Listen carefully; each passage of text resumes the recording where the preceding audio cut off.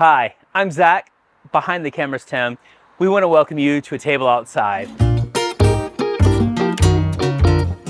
So today we're going to be cooking for you one of our midweek favorites. It's a chickpea curry with a side of curried chicken.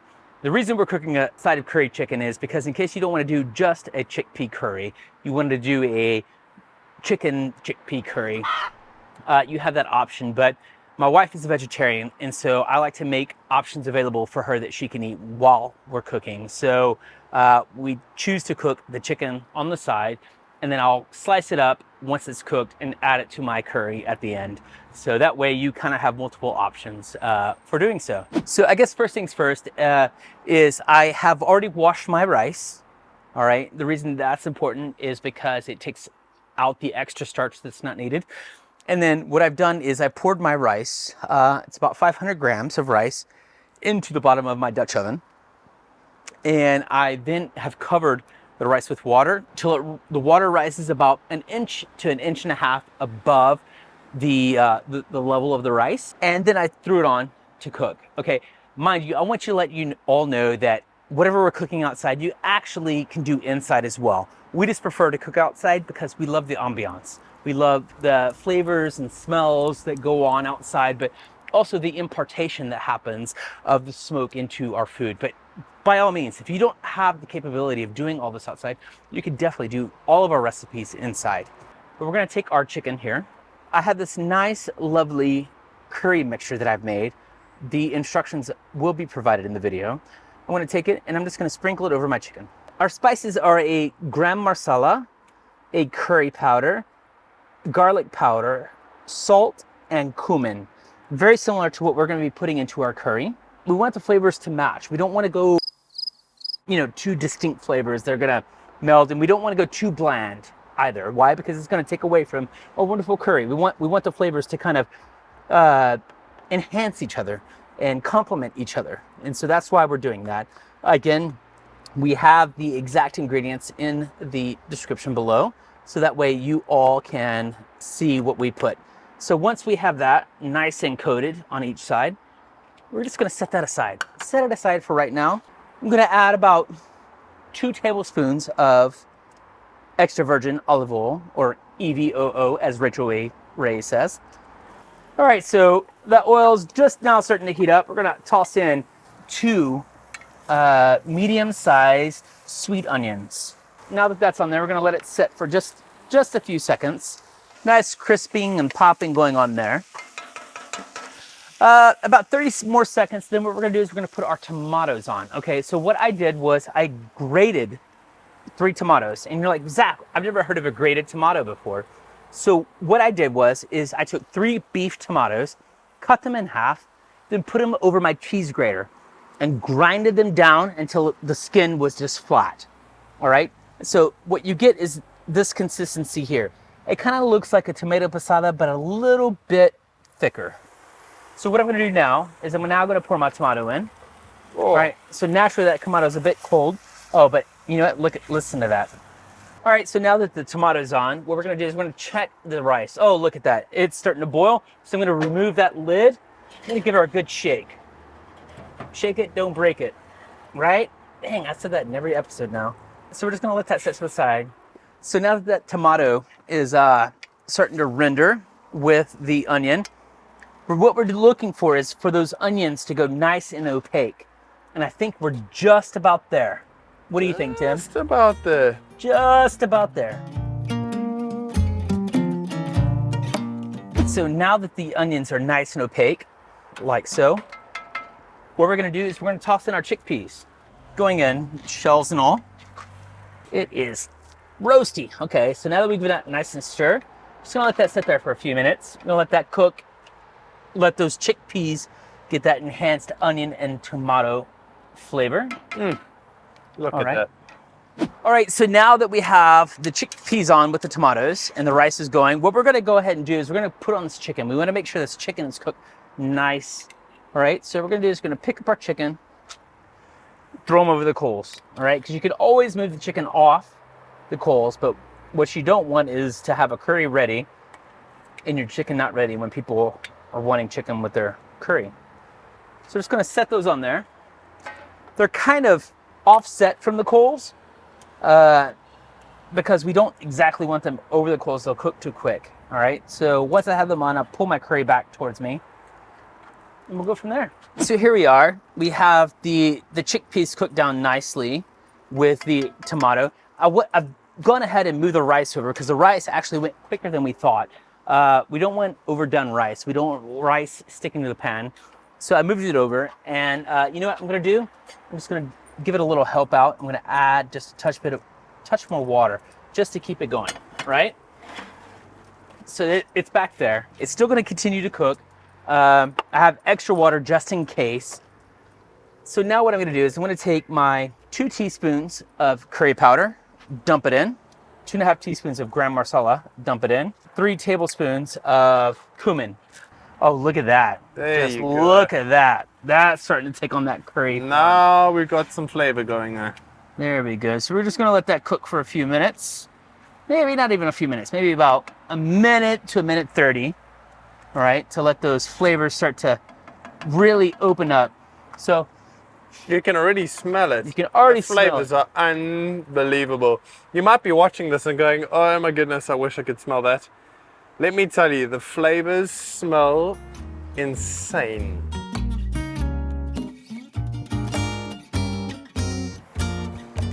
All right, getting there. Oh, look at that nice and crispiness going. Look at it. All right, so I'm gonna move this kind of over a little bit because this is getting going pretty good. Cooking outside is multitasking, let's be honest. It is. And actually, while we're at it, we're gonna go ahead and check our rice. Look at that. Looks delicious, doesn't it, Tim? Yes, sir. All right, so we're gonna keep the lid on that. Keep it over here to the side. We're gonna begin to add our wonderful coconut milk made by Blue Dragon. We like the Blue Dragon because it's quality. It's not like the cheap stuff, right? It works better. And I'm just gonna scrape the sides just a little bit, just to get some of that flavor down into the curry. Yes, please.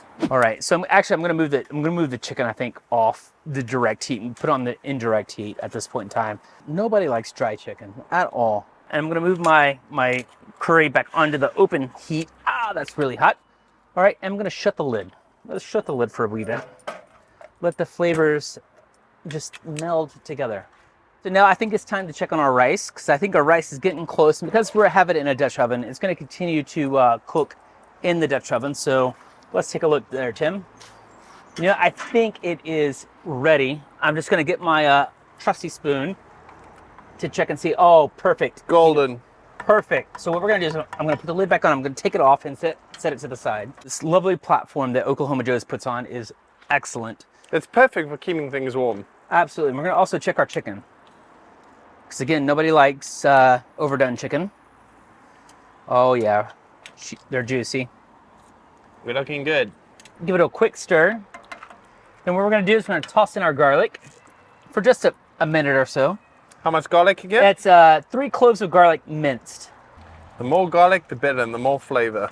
Right, and like I said, I use the garlic that I buy from Calcutta Hall Farm Shop. The reason being is because it's organic, and it's nice and big, and it packs a lot of flavor.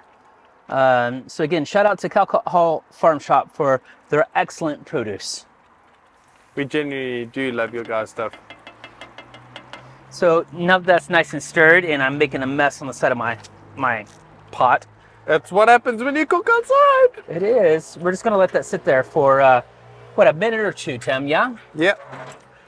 Shut that lid, let her cook. All right, so now that we've let the garlic sit in there for about a minute to 2 minutes, oh yeah, it's already starting to get a little nice and done on the bottom. Beautiful. Give it a good stir, scraping up all that yummy bits that are on the bottom. 2.5 to 3 tablespoons of lime juice. Okay, just let, pour it in. It makes all the difference. Stir it. All right, that acidity helps to balance out all the creaminess and the curry flavors. All right, then what we're gonna do is we're gonna add our 1.5 tablespoons of coconut flour. So this is probably the hardest ingredient to find, but you can still find it at most Asian grocery stores, okay? And Sainsbury's for that matter. Oh, Sainsbury's. There so, you might be able to find it in your local grocer. But if not, go visit your go visit your local Asian grocery store. So we're gonna put this in there, and this is a thickening agent, all right? Helps to make it thicker than what it is. Fun fact, if you're looking for coconut flour, look in the health aisle. You will find it there. I'm gonna give a nice cameo to my second daughter, Eliza Grace. This is 2 teaspoons of salt. Like the whole thing. Yep, the whole thing. There you go. Pour it in. There you job, go. sis. Good girl. Nice one. All right. Oh, look, it's starting to thicken up really well. So what I'm going to do is I'm going to move my chicken over because I need to get this off the direct heat. And that chicken is done. We'll get a teaspoon and we'll put you in. I know that you're not a huge fan of chickpeas, but you're more of a chicken gal, yeah? Yeah. But just give a taste of this curry. Blowing it. Oh my gosh. Was it good? So good. High five. All right. All right, so now we've been getting this nice stir. The chicken's definitely done, so I'm going to go ahead and pull the chicken off. Nice curried chicken. Beautiful. Go ahead and get my rubble out of the way. Right, we'll let this maybe continue to cook for a few minutes longer, but I'm going to put it off the direct heat, all right, because we don't want it to stick. We don't want it to thicken up too much. This is my favorite part of the evening. I mean, I love all parts of cooking, but, you know, really seeing it all come together, it makes me smile, honestly. So there we have our curry. We have our rice. Whew. We have our chicken. It's ready to plate up. Nothing left to do except get it on the plate. So what I'm gonna do is I'm gonna take my, it's not very hot because it's been sitting outside, but yeah, it's still hot on the inside. Look at that steam. Take my rice. Oh, look how sticky it is. Yum. Oh. And I don't want to mush it together because I don't want it to lose its fluffy balance, but I do want to create like a little pocket for the curry to go. All right. So there we have our rice. Whew, that's warm. I'm just gonna spoon it over the top. Oh, look at the color of that, Tim. That is My mouth is watering, bro. nice and wonderful color on that curry. All right. You know, I didn't grow up eating a lot of curry, Tim. It wasn't something that we ate in Texas growing up as a staple, but I recognize over here in the United Kingdom, curry is like an every week thing.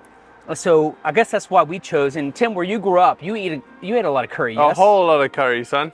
And so we wanted to kind of do an homage to the UK and South Africa, Oh, but over the open flame. So here we are. So now what I'm gonna do is I'm gonna cut some chicken. Oh, some nicely cut chicken breast there. Curried chicken breast. again, Charles really wants some. I know, he's over here like fiending for it. What we're gonna do is we're just gonna, for those who don't want chicken or any other meat protein on, you have your vegetarian chickpea curry. And it's absolutely scrumptious. It is. It's absolutely delicious by itself. But for those of us that want a little bit of meat with our food, there you go. We can just go ahead and pile up our chicken on top. And voila, a curried chicken and chickpea curry. From those of us here at the table outside, we thank you for watching. Take care and see you next time.